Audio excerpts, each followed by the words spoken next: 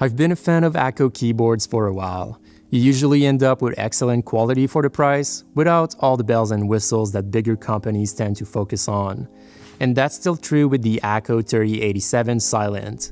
I've looked at the 3087 in the past, but this variant uses Akko's own switches and with an updated keycap theme, so might as well give it a try and see if it's any good. Let's go. It comes in a nice looking box with the default all grey keycap theme pre-installed, then the additional light blue and lilac keycaps come in a separate box, and finally you get a rubberized Type-C cable with gold-plated connectors. It has a rail system to protect the connector from bending and results in a better fit. The keyboard features a grey plastic case and the material feels durable. The USB port is dead center, but the case has built-in channels to route the cable to both sides if desired. There are 4 wide rubber pads and 2 sets of flip-out feet for a total of 3 angle options, and all feet have rubber pads too for a solid grip. In terms of layouts, we're looking at a fully standard NC layout with a 10 keyless form factor, so it should add up to around 87 keys in total. By default, you're presented with this theme where alphanumerical characters have a lighter gray color, while most of the other keycaps are a bit darker. You also get additional light blue and lilac keycaps, and that's where the Silent name comes from, meaning that the colors are muted.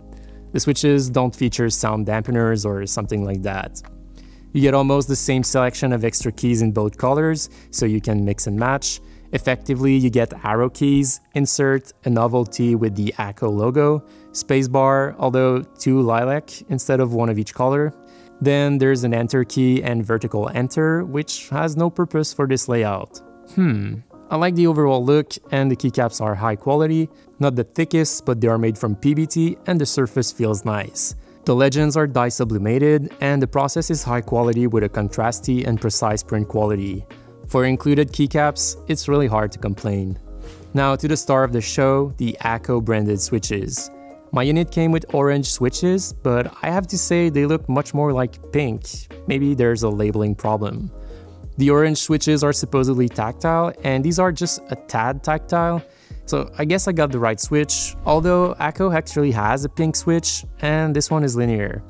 To me, they feel scratchier than cherry equivalents, but other than that, they're okay entry-level switches. Their actuation force is 45 grams, so a fairly light switch compared to what's trendy these days. I also noticed that they have more stem wobble than cherries or Gatorons. And finally, I didn't notice much spring ping, so at least there's that. I think it makes sense given the price of the keyboard, but I wish these were hot swappable to upgrade later on to something that feels and sounds better, or at least you could lube them more easily. The stabilizers are factory lubed, but only a little, and it is quite audible. I would recommend lubing them once more as they rattle quite a bit.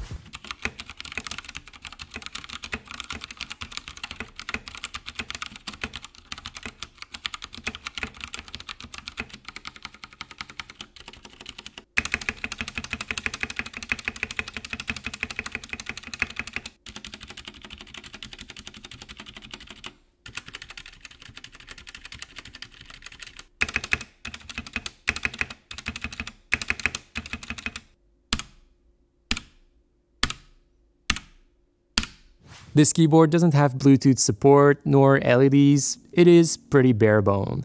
There is no software either to configure it, however it supports onboard macro reprogramming and it goes as follows. Function plus left control enters the macro layer, then function plus escape enters the edit mode. In my case, I wanted to remap the A key, so I hit function plus A, then the sequence I want, and then function plus A again to confirm. Finally, I hit function escape to exit the edit mode, and now my A key prints YOLO instead of A. Pretty cool, right? In conclusion, this is an interesting board. I would have been all in a year ago, but today it seems a little bit basic. Don't get me wrong, the quality is great, the keycaps are amazing for being included in a keyboard at this price point. I also like the theme with the muted colored keycaps. The case is great too with nice flip out feet and a solid build quality. However, the keyboard is super bare bone. No software, no wireless capabilities, no LEDs. Single color white LEDs would have looked nice in my opinion. The stock switches are only okay. I mean, I would get these over Automus, but they're not much better than stock Gatorons or Cherries. They wobble more than Gatorons and Cherries, and they feel a bit more scratchy too. If this keyboard was hot swappable, I would easily recommend it. But since you're stuck with the Akko switches, its upgrade potential is very limited, and I wouldn't bother desoldering this board personally.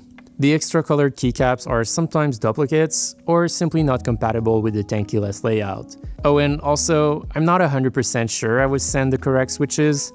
If I bought the keyboard and expected a specific switch but got something different, I would be mad. Well, at least, they're not clicky switches. So that wraps it up for today. As always, I'll have an affiliate link to this keyboard down below, so feel free to use it if you're interested and want to support the channel at the same time.